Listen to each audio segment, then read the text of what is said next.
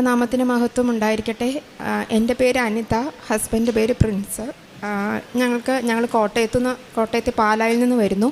ഞങ്ങൾ രണ്ടുപേരും ഡോക്ടേഴ്സാണ്. രണ്ട് പിള്ളേരാണ്. മൂത്ത മോൻ ജോസഫ്, രണ്ടാമത്തെ മോൻ്റെ പേര് ജോൺ. അപ്പോൾ ഇളയ മോന് 2.5 വയസ്സായപ്പോൾ അവന് നെഫ്രോട്ടിക് സിൻഡ്രോം എന്ന് പറഞ്ഞ ഒരു അസുഖം ഡയഗ്നോസ് ചെയ്തു. അപ്പോൾ അത് കിഡ്നിയെ ബാധിച്ച് മൂത്രത്തിലൂടെ ഹൈ ലെവലിൽ പ്രോട്ടീൻ പോകുന്ന ഒരു അസുഖമാണ്. അപ്പോൾ അതിൻ്റെ ഭാഗമായിട്ട് മോന് ഹൈ ഡോസിൽ സ്റ്റിറോയിഡ് തുടങ്ങി. അവൻ്റെ ബോഡി വെയ്റ്റിൻ്റെ ഡബിൾ ഡോസിലാണ് സ്റ്റിറോയിഡ് സ്റ്റാർട്ട് ചെയ്യുന്നത്.